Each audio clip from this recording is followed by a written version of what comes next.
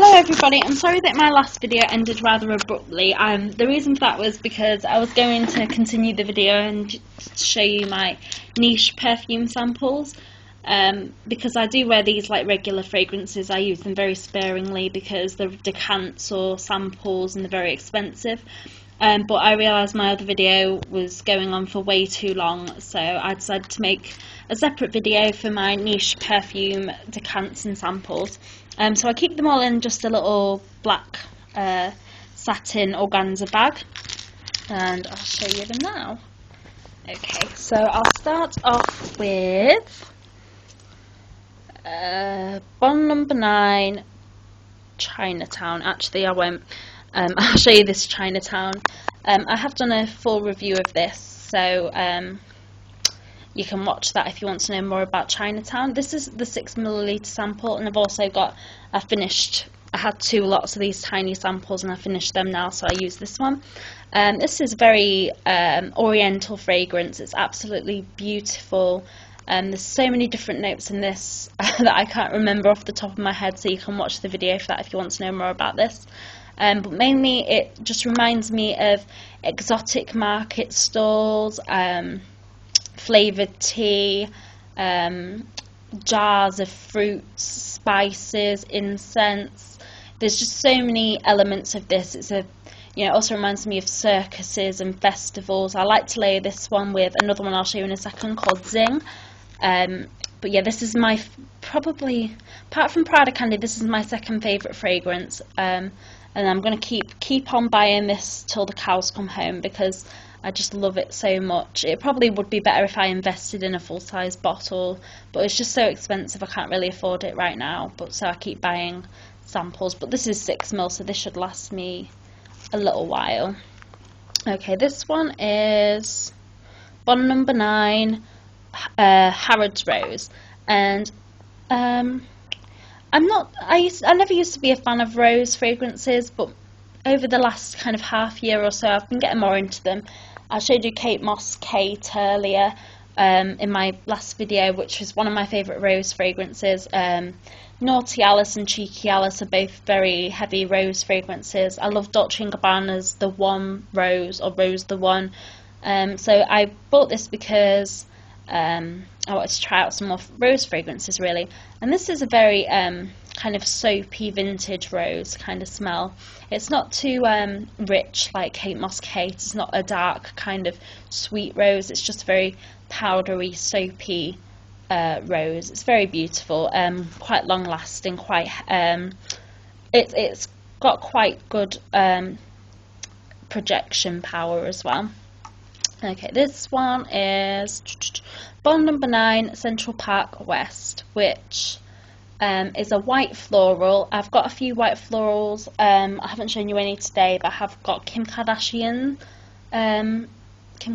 Kim, and I've also tried quite a few times Madonna's Truth or Dare, which are all big white florals, big tuberose fragrances.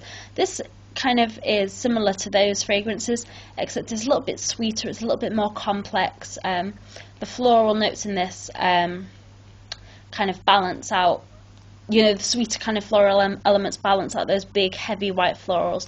But overall, this is probably my least favourite Bond Number 9 fragrance that I've tried, just because I'm not a huge fan of these big white florals, to be honest. Yeah, this one's Bond Number 9 Highline. This is very fresh, green, citrusy fragrance. It reminds me of, grass, actual grass, not drugs. Yeah, it just reminds me of grass and flowers in a kind of rose garden, and just citrus. It's very fresh and citrusy and summery, perfect for summer.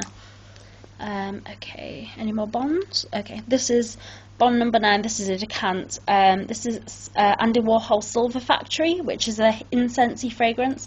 I absolutely love this. It's a little bit fruity, but mainly it's got a kind of smoky incense about it. Really complex, like Chinatown. Just very, very beautiful. Oh, I should add that all these fragrances that I'm showing you right now are unisex.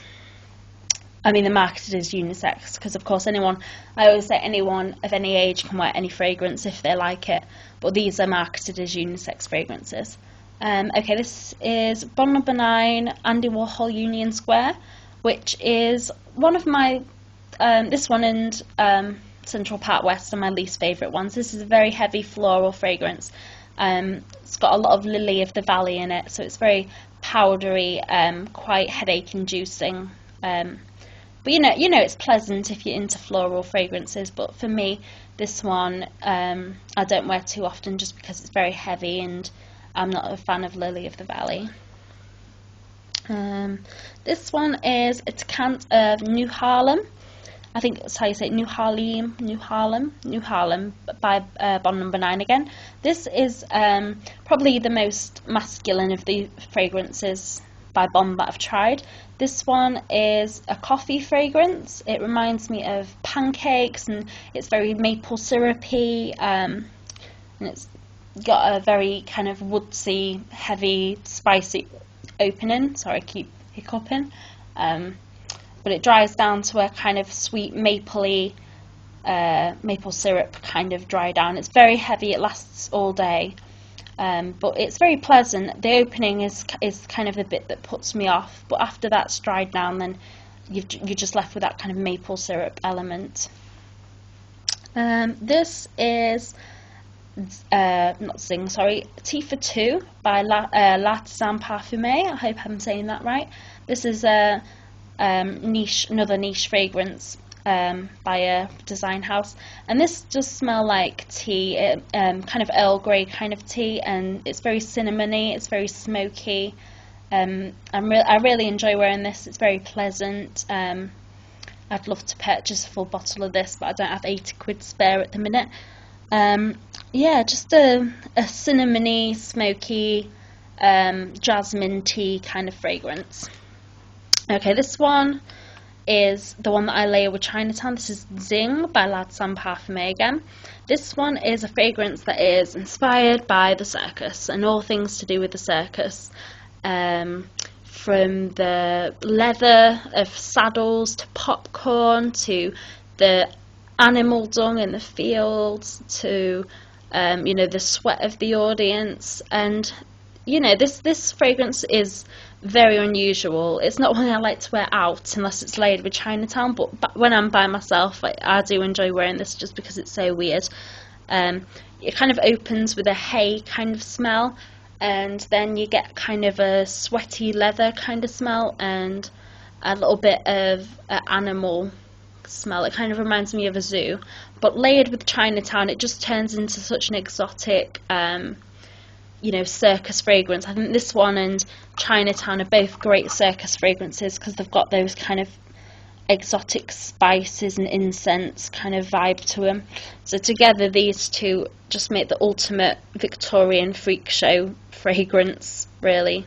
Okay, those are all my niche fragrance samples. So thank you for watching this video. Keep tuned for a video of my lotions and shower gels, and also the second part of my perfume collection video when I go home from university in a couple of weeks. Okay, so thank you for watching everybody. Bye!